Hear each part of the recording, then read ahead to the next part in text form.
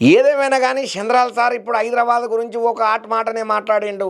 నేను హైదరాబాద్కి ఏం చేసినో నాకు తెలుసు, హైదరాబాద్ పబ్లిక్కు తెలుసు నేనేం చేసినో.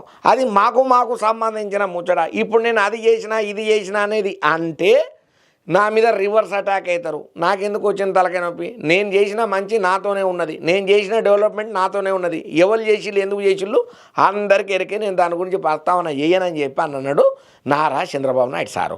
మరి ఉన్నట్టుండి నారా చంద్రాల సారు మరి ఎందుకు మరి ఐటీ గురించి కానీ లేకపోతే హైదరాబాద్ గురించి కానీ ఎక్కువ తక్కువ మాట్లాడుకుంటే అక్కడికే కింటాలు కట్ చేసిండు అని అంటే చూద్దాం పాండి వార్తను.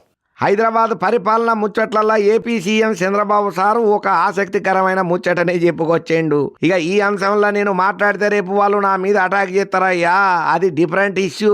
రీసెంట్ గా రిపబ్లిక్ టీవీ కాంక్లేవ్ కు హాజరైనటువంటి చంద్రాల సారు ఈ మాటలను చెప్పుకుంటూ వచ్చిండు. హైదరాబాద్ ను పరిశీలిస్తున్న తీరుతోని మీరు సంతోషంగా ఉన్నారా అని చెప్పి యాంకర్ అడిగిన ప్రశ్నకు సమాధానం చెప్పుకుంటా, అయితే హైదరాబాద్ అభివృద్ధి కోసం నేను బలమైన పునాదులనే వేసిన, నగర అభివృద్ధి కోసము బెస్ట్ ఎకో సిస్టమ్ ను తీసుకొచ్చిన, 25 ఏళ్ల క్రితం నేను ఒక హైటెక్ సిటీ బిల్డింగ్ ను స్టార్ట్ చేసిన, అది మొదటి ప్రారంభం. తర్వాత పెద్ద ఎత్తున ఇంజనీరింగ్ కాలేజీలు ప్రారంభం చేసిన. ఇంజనీరింగ్ కాలేజీలు నియామకాలు చేపట్టుతోనే ప్రపంచ వ్యాప్తంగా తెలుగు వాళ్ళు మైగ్రేట్ అయ్యిండ్రు. ఇది నేను ఇలా గర్వంగా చెప్పగలుగుతున్నా. ప్రస్తుతం ప్రపంచ వ్యాప్తంగా ఏ దేశానికి పోయినా కూడా 33% మంది మన తెలంగాణ ఆంధ్రప్రదేశ్ కు చెందిన వ్యక్తులే తలసరి ఆదాయంలో ముందు వరుసలా ఉన్నారని చెప్పి గర్వంగా చెప్పుకుంటూ వచ్చిండయ్యా చంద్రాల సారు. హైదరాబాద్ లా 163 కిలోమీటర్ల 8 లైన్లు కలిగినటువంటి ఔటర్ రింగు, అదేనోలా ఓఆర్ఆర్ రోడ్డును నేషనల్ హైవేస్ రీఫార్మ్స్ కంటే ముందు నేను తీసుకొచ్చిన. దేశంలో మొట్టమొదలు గ్రీన్ ఫీల్డ్ ఎయిర్పోర్ట్ ను నేను తీసుకొచ్చిన.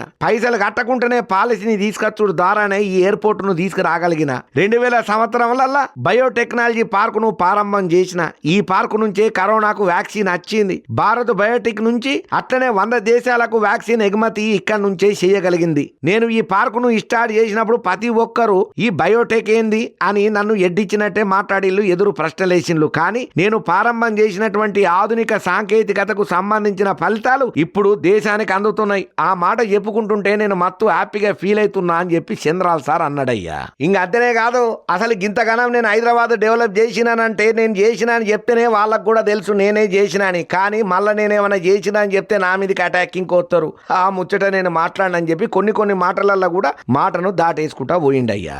ఏదేమైనా చంద్రాల సారు విజను, చంద్రాల సారు ఆలోచన. విజన్ అంటే చంద్రాల సారు, ప్లానింగ్ అంటే చంద్రాల సారు. ఈనాడు మనం చెప్పుకునే హైదరాబాద్ గింతగానం డెవలప్ అయింది అని అంటే ఎవరు అవునన్నా కాదన్నా చంద్రబాబు విజనే అని చెప్పి ప్రతి ఒక్కరు ఈ ముచ్చట ఎరికైన తర్వాత సప్పట్లు గట్టి కొట్టబట్టినరయ్యా.